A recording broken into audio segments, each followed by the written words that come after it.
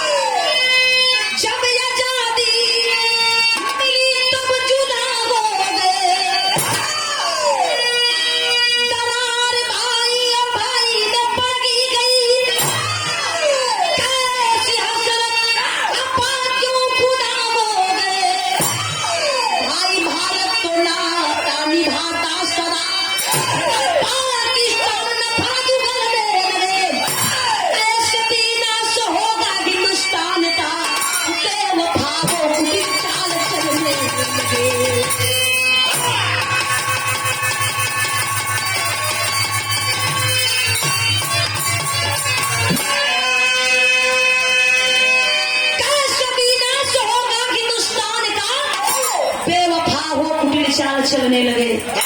बारे वक्त गद्दार वो पापी पाकिस्तान अपने आदत से कबो बाज नहीं है, लेकिन हमेशा अपने देश के जवान मुंह तोड़ जवाब दे रहे हैं। अपन कदम पीछे ना हटूंगा। सलाम अपने देश का जब्बार बहादुर के गजल में कैसे कहे पर मास्टर,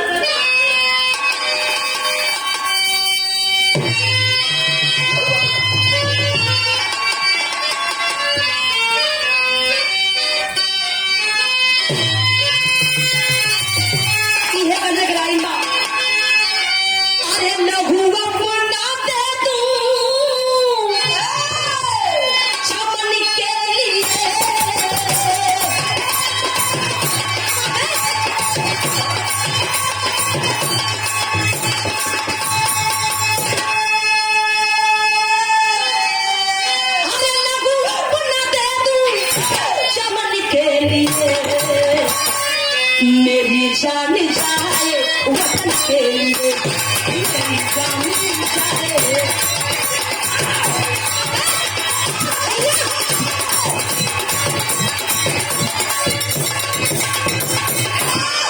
लेकिन बिरहा में कवि जी लिखे पर कैसे, अरे सता लागे जितना सता दीजिए,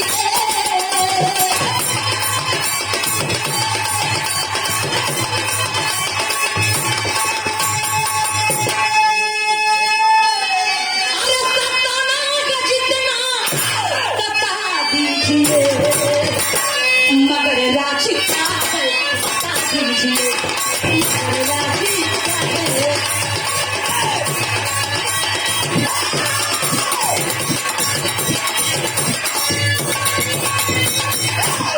यही जैसे कहानी का शुरुआत होने के लाइन आप लोग गौर करब एगो फौजी जवान के जिंदगी का होले। आप लोग ज्यादा समय नहीं उठा बैठिए, आप लोग बिल्कुल मत करब। जवानी से कहे पर कैसे मास्टर,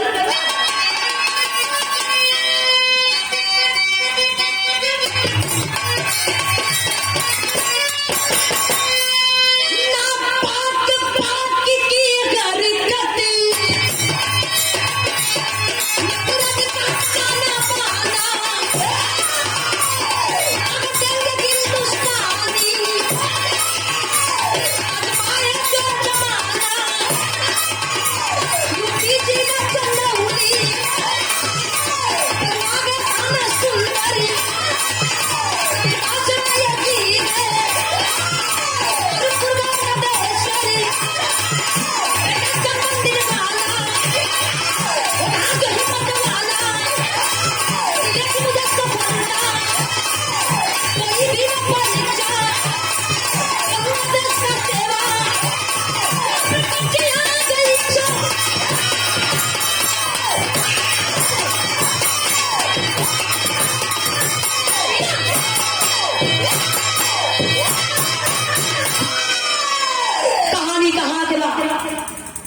जिला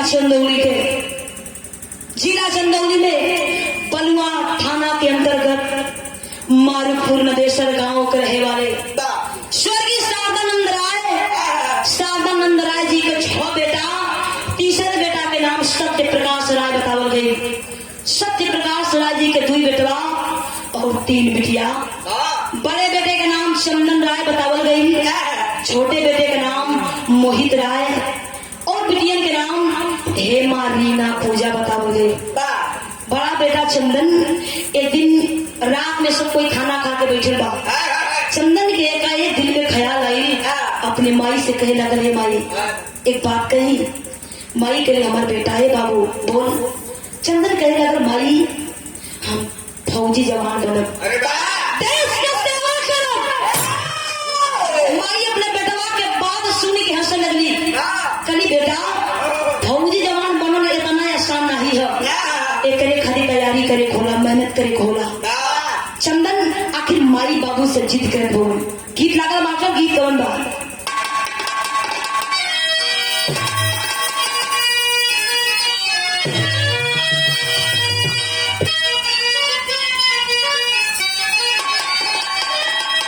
देखा मास्टर गीत बजौलन अशोक लाल यादव जी।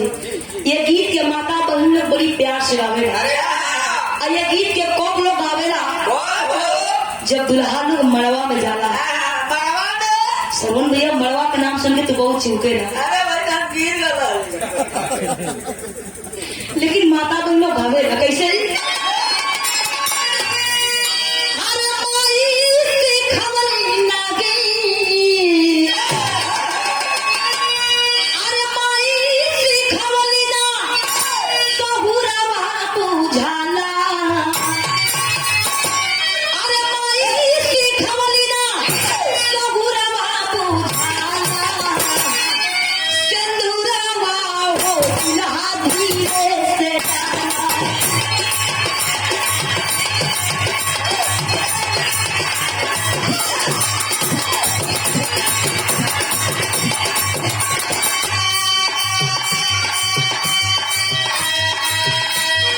चंदन के दिल में देश के प्रति का भाव बा। आखिर करण कैसे? दुश्मन के छक्का, दुश्मन के छक्का छोड़ दे बापू, दुश्मन के छक्का छोड़ दे बापू।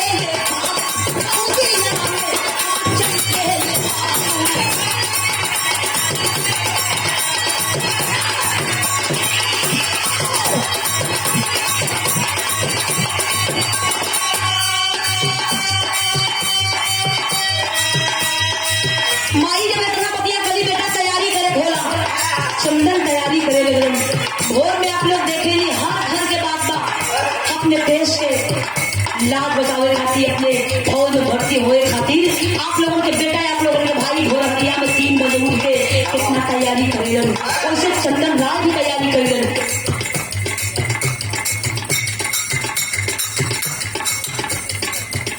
और ये 201 रुपए दे करके अभी सम्मानित आदरणीय आप श्री सोनू मदेसिया जी। पिताजी दुनिया में नहीं रहे, लेकिन पिताजी के आप बड़े नाती हैं। आपके उसे सम्मान आया चरणों में कोटि कोटि नमन। आप बोल के नमस्ते प्रणाम। और 101 रुपए दे करके सम्मानित आदरणीय आप श्री संदीप मदेसिया जी।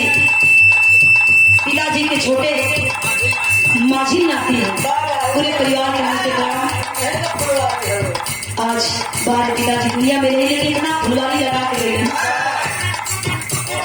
लेकिन तैयारी कैलन है। चंदन राय कहे के पढ़ 2011 में होई गई भर्ती,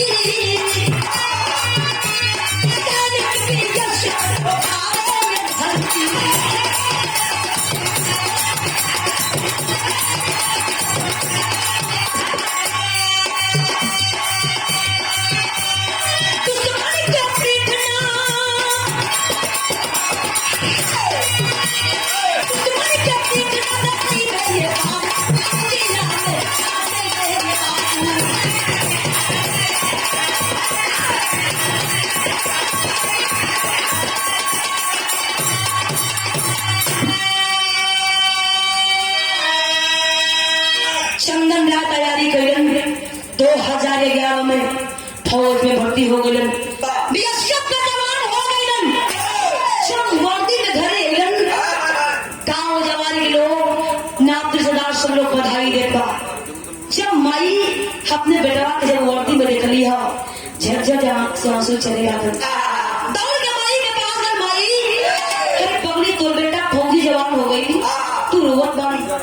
माई कही कि ना, हम रोवत नहीं की, वो हमारा हमारे बाबू का सपना पूरा हो गई, हमारे चंदन के सपना पूरा हो गई। ये हमारी खुशी के आंसू बा। धीरे धीरे समय बीतल। जब चंदन राय जब बॉर्डर की ओर चलन, पूरे गांव जवान के लोग बड़ी सम्मान बड़े प्यार दुलार से विदाई कर था। लेकिन बाहर चंदन राय बॉर्डर की ओर चलन। हम पहले बतौनी कि आप लोगों के भाई, आप लोगों का बेटा अपन जान हथेली पर लेके आप कैसे हो गए। बॉर्डर पर कब कोने ओर से बम गोला बारूद का बरसात होने लगी और ठिकाना नहीं बा। पुलवामा में आप लोग देखबे कैली है, लेकिन बाहर इतने चंदन राय गीत लगा बाटे।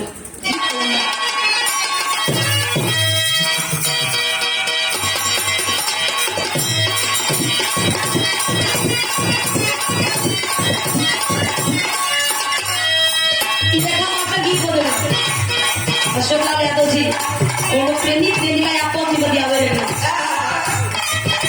कलम की प्यार ना बनेला की गोर हती करिया प्यार कर उनसे पूछिया उना जाने लगी गोर हती करिया। वैसे प्रेमी प्रेमिका बतियाओ तो आप है ना सर।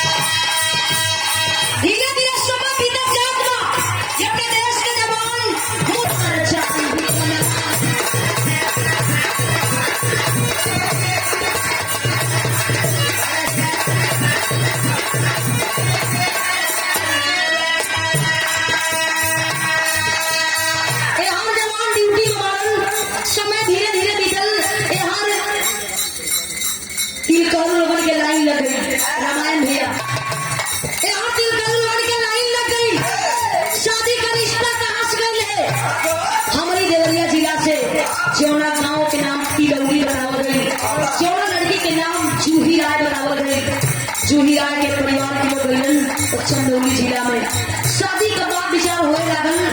एक बार माई अपने चंदन से बतिए बेटा एक तो से बात कही, बाबू तुम्हारा शादी हो जाए ना, देख सुन के शादी कर दी जा। कोई फोनवा में लागल गुस्सा मारी तू कैसे बतियावेली? अरे पगली तू हमसे पूछ के हमर बियाह कर दी। शादी का बातचीत होगा कहे के पड़ल।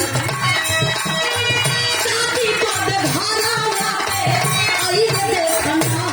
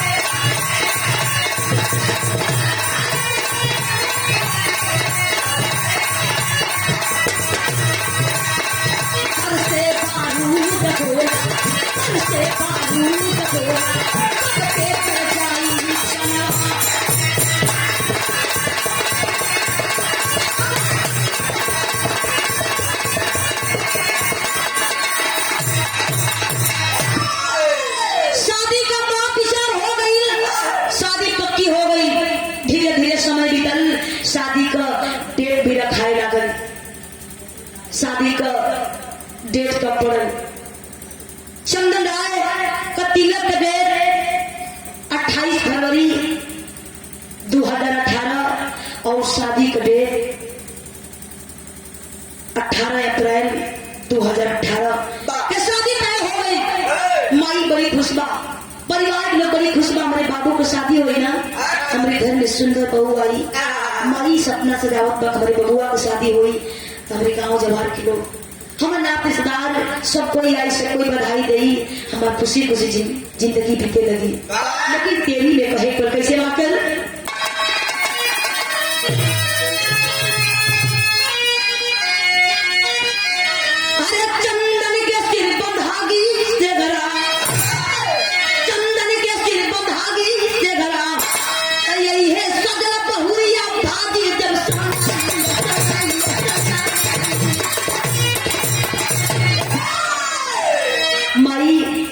अपने बेटवा के पास रात में फोन लगोली और फोनवा में कह लगी, बाबू ए चंदन तुम्हारा शादी तय हो गई, शादी का डेट भी रखा गई बेटा।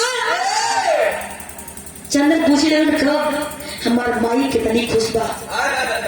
माई बता रही बेटा 28 फरवरी के त्योहार तिलक का डेट रखा बा और 18 अप्रैल के शादी बा। चंदन बड़ी खुश हो गई। माई से बतियौलन, परिवार के लोग इतना खुश बा, फोन रखलन। तब तक हेड क्वार्टर से सीनियर अधिकारी का फोन आई। आखिर फोनवा में साहब आखिर कौन रखा, कौन कैसे वाक़ई गीत लगा, गीत कौन बा।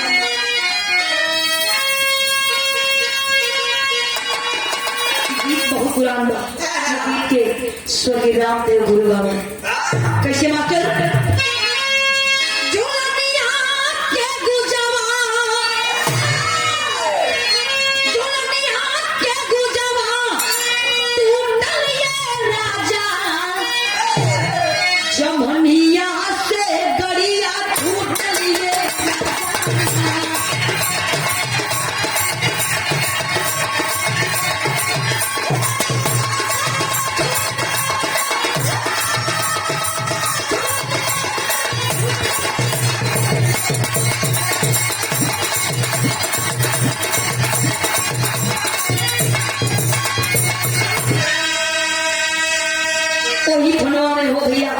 सीनियर अधिकारी आकर थोड़ा में साहब खोला कैसे ही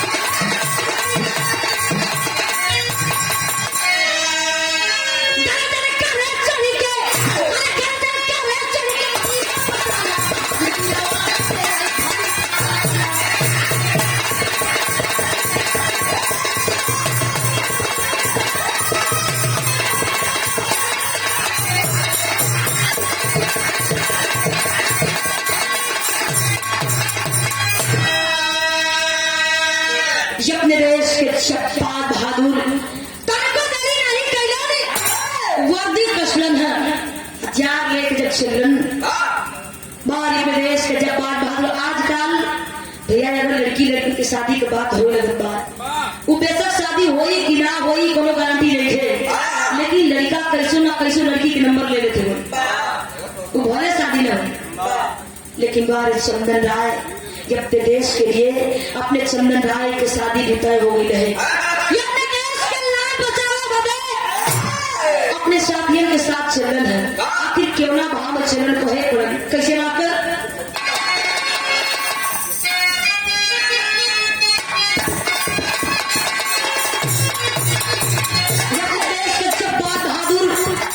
अपने देश के जवान की ड्यूटी कहाँ लगन जम्मू कश्मीर के पुंछ सेक्टर में ड्यूटी लागल। कौन आता 20 जनवरी के जब ड्यूटी लागल अपने देश के जवान बहादुर तन को दे रही तो वर्दी कसरे चंदन है कहे तो कैसे अरे अब जवानवा चलेला हम जवानवा चलेला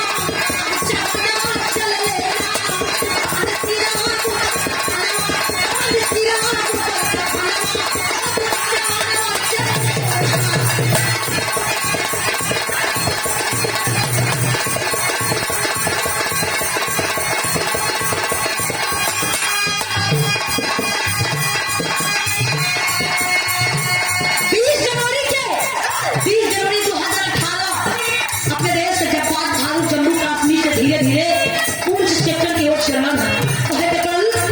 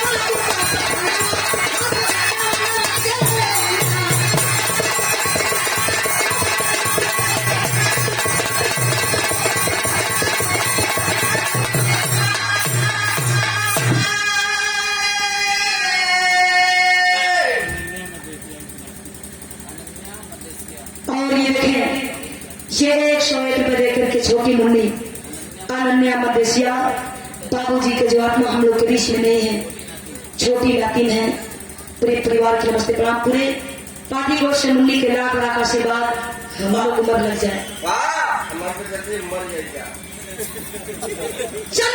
के ड्यूटी लगन सेक्टर के ओर अपने देश के जब्बार बहादुर 20 जनवरी के मुंहतोड़ जवाब देना है वही पूंछ सेक्टर में लेकिन 20 जनवरी के रतिया में आखिर अपने देश के जवान के संग घटना घटल कैसे घटना घटल वही बनाकर गीत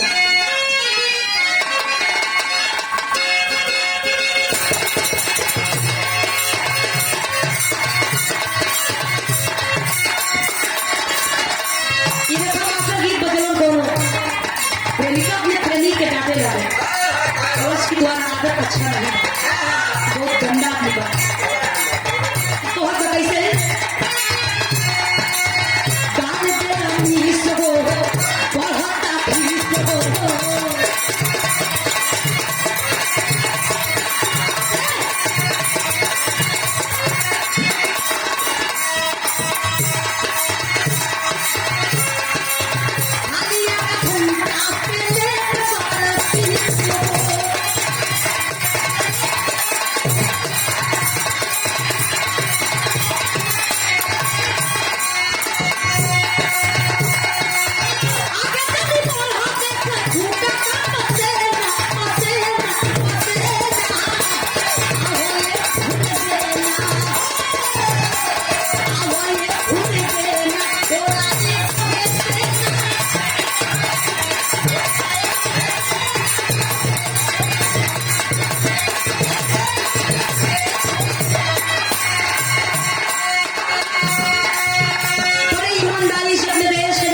जनाए तो वहाँ कुछ होइबे न करे बड़ी ध्यान से अपने देश के जवान लेकिन 20 जनवरी के रतिया में भइका तो है के पड़ल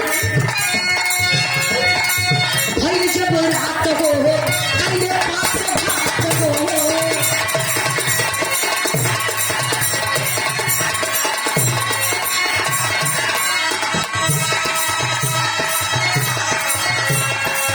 गोली बारूद को कोना के पास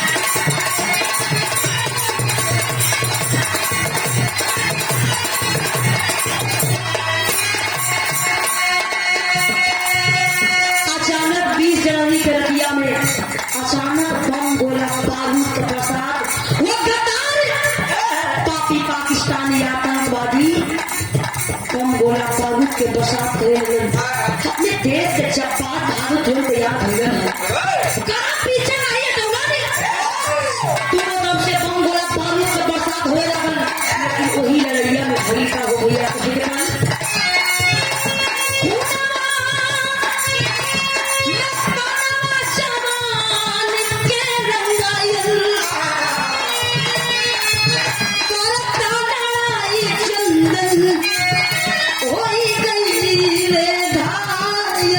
वही लड़िया में अचानक एक ऐसी गोली आई चंदन राय के सीने को पार कर गई छटपटा के चंदन राय गिर पड़े जवान घबरा गए कुछ जवान बॉर्डर पे हिल गए और कुछ जवान चंदन को लेकर के भागे सैनिक अस्पताल की ओर लेकिन भाई क्या कहे पल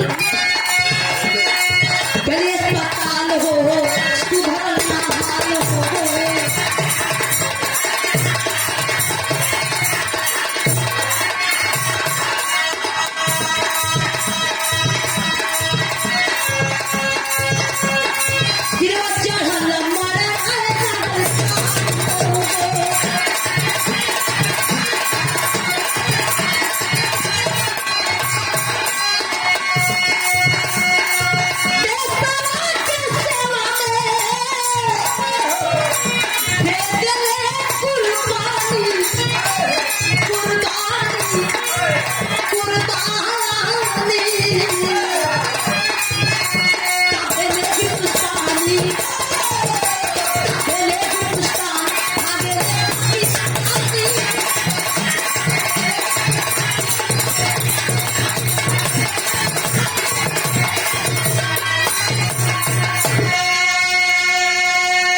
चंदन राय को लेकर गए सैनिक अस्पताल की ओर लेकिन रास्ते में ही चंदन राय अपना दम तोड़ दिए।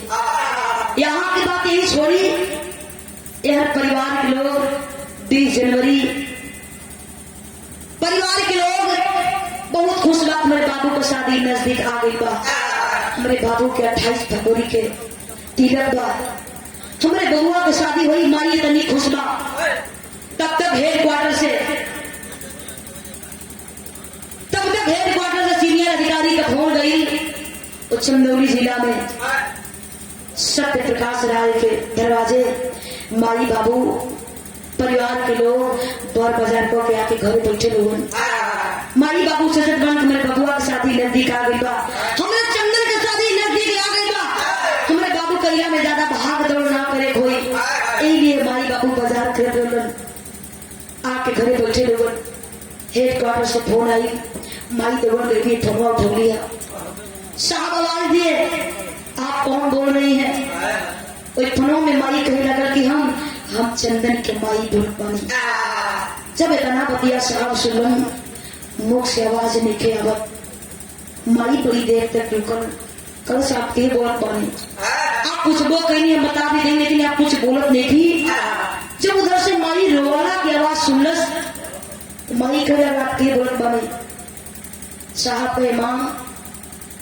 तू नहीं बर्दाश्त कर पाएगी फोन किसी और को दे दे माई करस के ना हे बाबू आप के बोलत बनी कहाँ से बोलत बनी का कहता बनी काहे रोत बनी साहब कहे मां तू नहीं बर्दाश्त कर पाएगी माई करस के का बात बा कि ना बर्दाश्त कर पाई हमसे बताइए हम का ना बर्दाश्त कर पाई हमारे बाबू चंदन के स्नान फोन आई बा ये साहब हमारे बाबू चंदन के पहले फोन गई वो बताई कि हम का ना बर्दाश्त कर पाई तब साहब धन की नहीं मां हम नहीं बता सकते माई करस की ना तो के बतावे कोई साहब कहे मां अब चंदन राय इस दुनिया में नहीं रहे माई खजाना की मर जाई हो गया माई फनवा लेकर छाती पीट पीट के चिल्लात बा कलश के साहब कैसे आप कह रहे हमारे बाबू ये दुनिया में नहीं थे आपको नहीं थे मालूम हमारे बेटवा की शादी नजदीक आ गई वो साहब मेरे बाबू से खाली एक बार बात कराई खुशी गम में बदल गई लेकिन कहे को कैसे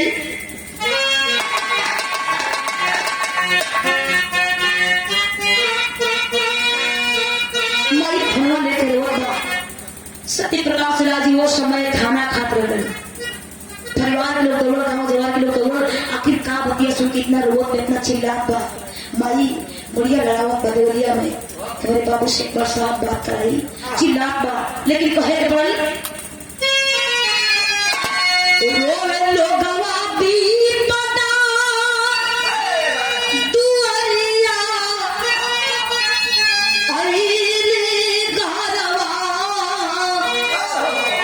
दुआरिया आईली घरवा चंदन के मौत के खबरिया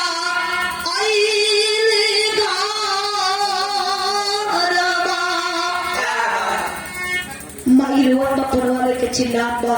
ओ समय सत्य प्रकाश राजी करत करन कहे के पड़ल खाना खा तेरा गले बाबू हो गए बेहोश हो हकीरली माई लीलावती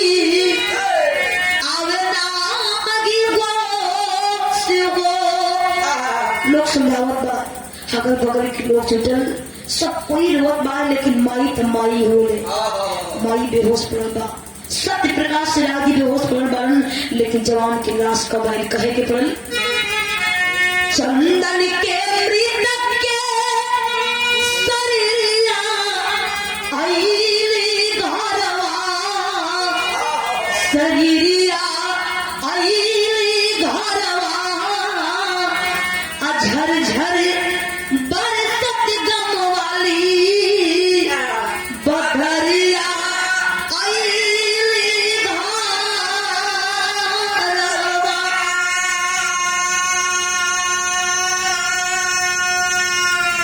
22 जनवरी के चंदन के लाश दरवाजे आई, बड़े बड़े नेता बड़े बड़े अधिकारी जुटलन, क्षेत्र जवार चिला जवार के लोग जुटल। माई अपने बेटवा के नसिया पर गिर के रोवत बा, मन के बढ़ोती के सारा टूट गए। सत्य प्रकाश राज अब तक अपनी बचवा के देखकर ब्रह्मा चंदन हमन के छोड़ के कितना दूर गई, अब कब वापस नहीं आई। तीनों बहनियां घरों में से निकल के लिए अपने भैया के नसिया पर गिर के रोवत बा। कहे पर कैसे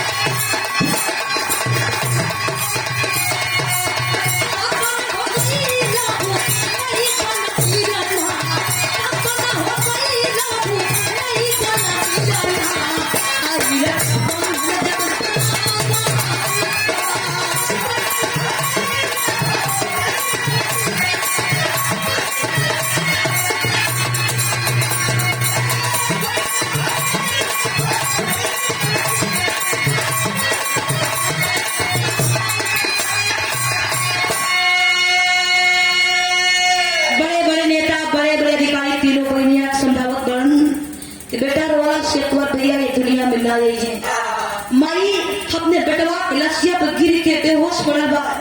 लोग पकड़ के किनारे लोग कैसे कैसे होश आई। माई कलश हमके तो यकीन नहीं के हो कि मेरा बाबू ये दुनिया में नहीं थे। हमारे बाबू के का हो गए। सत्य प्रकाश तक अपने बचवा के देखो तो लोग संभाले जा रहे भैया बरवाला से तुम्हारा बेटवा चंदन ये दुनिया में वापस लाए हैं, अब देर होगा। अपने बेटवा के लेके चला। जब लाश के सजा के लोग घर से निकल हो भैया लेके लोग कहाँ गए कहे पॉकेट लाइन से कैसे मास्टर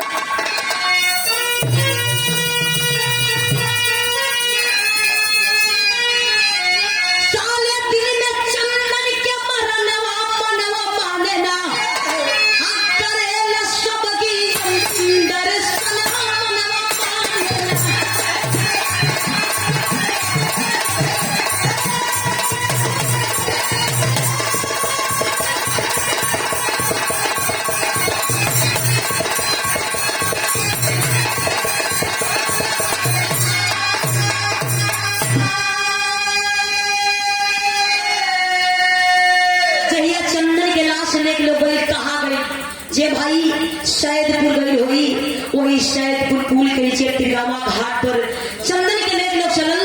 वही दिन सोमवार दिन रहे 22 जनवरी, वो दिन सरस्वती पूजा रहे। संयोग से सच्चाई बताओ थी भैया, हमारा और देवालाल यादव के कार्यक्रम रहे चंदौली में। वही रास्ते तो मन का जात नहीं जा, लेकिन हमन का देखने जा तो सबकर कलेजा फट गए।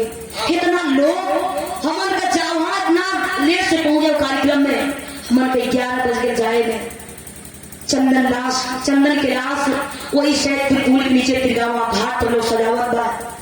जब लाश के सजावट सत्य प्रकाश राय के लोग पास गई, हम बताइला अशोक लाल यादव जी, ये दुनिया में लोग कहेला कि सबसे बड़ियार बोझ एगो जवान बिटिया के होले। तो कर्जा गांव लेके लोग बिटिया की शादी कर देला, वो बोझ हल्का हो जाला। ये दुनिया में सबसे बड़ियार बोझ हुए होला। हम बताइला जही दिन एगो जवान बेटवा के लाश एगो बूढ़े बाप के कंधे पर चलेला, तो बाप के दिल पर का बीतेला, बाप अपने आप की कैसे बर्दाश्त करेगा। आज हमें कभी भी ठीक पर कैसे बात करें।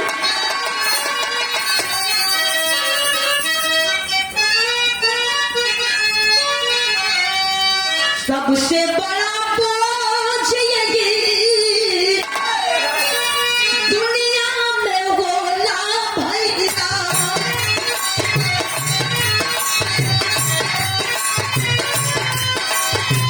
पूरे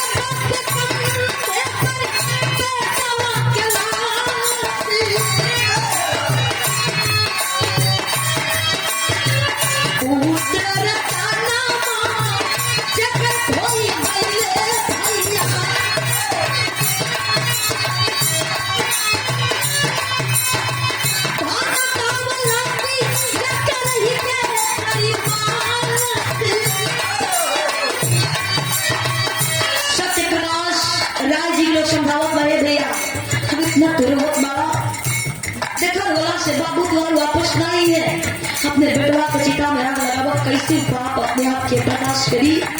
सत्य प्रकाश राजी लेने हुए हाथ जोड़ के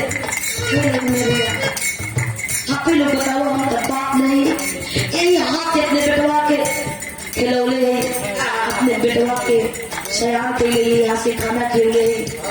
आज कैसे अपने बेटवा के चिता में मार लगाई हो गया। सत्य प्रकाश राजी लोग संभावना, लेकिन सत्य प्रकाश राजी के हम अपने बेटवा के चिता में आग लगाई, लेकिन हमारे उस शर्त आखिर शर्त का बात कैसे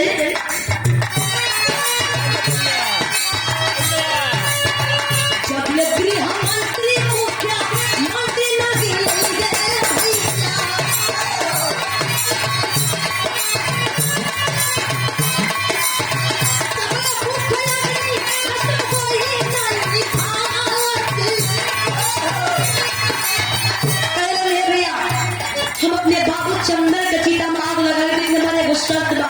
हमारे शर्त यह था कि मेरे बेटवा के अंतिम संस्कार में गृह मंत्री वो सरकार में वो समय गृह मंत्री माननीय राजनाथ सिंह जी थे, लेकिन आज रक्षा मंत्री हुए। कल की जब तक हमारे बेटवा के अंतिम संस्कार में गृह मंत्री माननीय राजनाथ सिंह जी आई है और मुख्यमंत्री माननीय योगी आदित्यनाथ जी आई है, तब तक अपने बेटवा के चिता में आग ना लगाई। तुरंत लोग फोन लगावल मुख्यमंत्री जी के पास, जवाब मिलल माननीय मुख्यमंत्री योगी आदित्यनाथ जी किसी काम में फंस गए, नहीं आ पाएंगे। सत्य प्रकाश राजीकरण कौन बात ना हो भैया, गृह मंत्री जी जरूरी है। फोन लोग लगावल, उधर से भी यह जवाब मिलल गृह मंत्री जी नहीं आ पाएंगे, किसी काम में फंस गए हैं। सत्य प्रकाश राजी कलेजा फट गई। लेकिन गृह मंत्री माननीय राजनाथ सिंह जी हमारे चंदौली जिला के उनके दावत जरूर रहना, ये अपने देश का नेता हम लोग, लेकिन कहे पर कैसे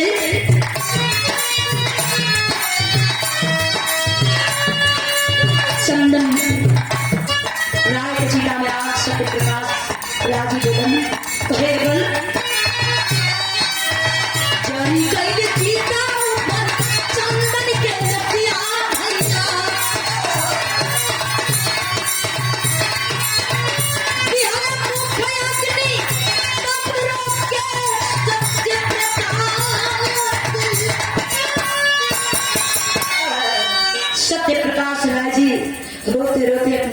चंदन की चिता मार देवन छटपटा कर गिर पड़े बेहोश हो गए।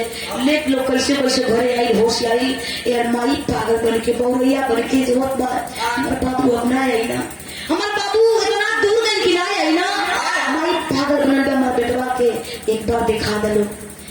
चंदन राय के परिवार के लोग नाथ हृदय सब लोग समझावत बार तीनों बहनियां पागल बनल बड़ी रोत बड़ी भैया कौन आई है यही से हम कहिला ये अपने फौजी जवान की जिंदगी है।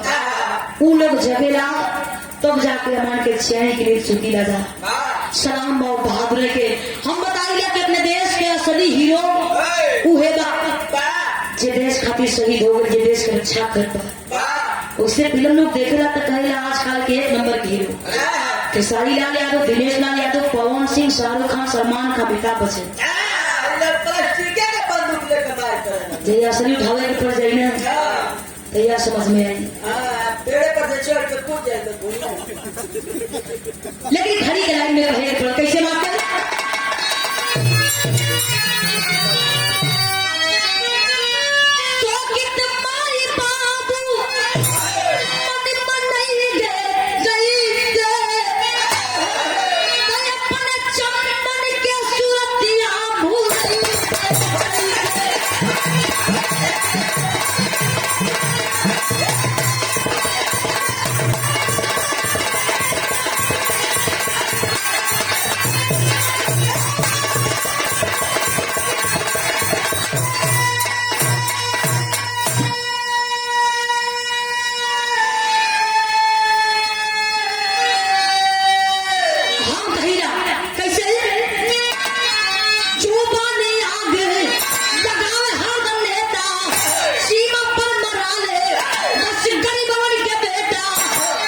सीमा पर शहीद कोई नेता का बेटा ना होलन कोई सीएम का बेटा पीएम का बेटा ना होलन कोई अधिकारी का बेटा ना होलन फौज में भर्ती आप लोगों का बेटा आप लोगों के भाई होलन जैया ई लोग न कर जाए ना एसी में बैठल सबको भुला जाए।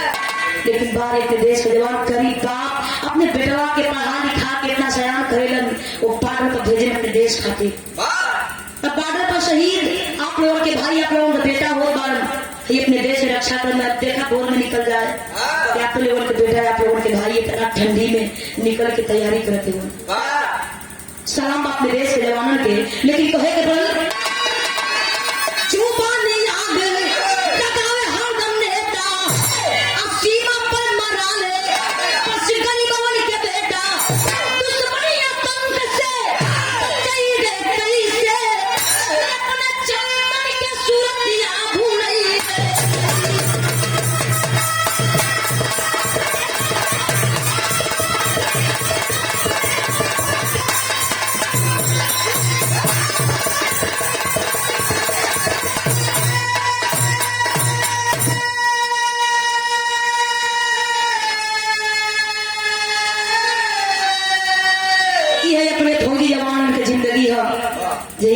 के बेटवा के साथ हो जाए चोट लग जाए सीधे एम्स में लोग जाए। लेकिन वो गरीब बाप को बेटा अगर शहीद हो जाता तो अंतिम संस्कार करे तक ना पहुंचे वालों तो का कही जा।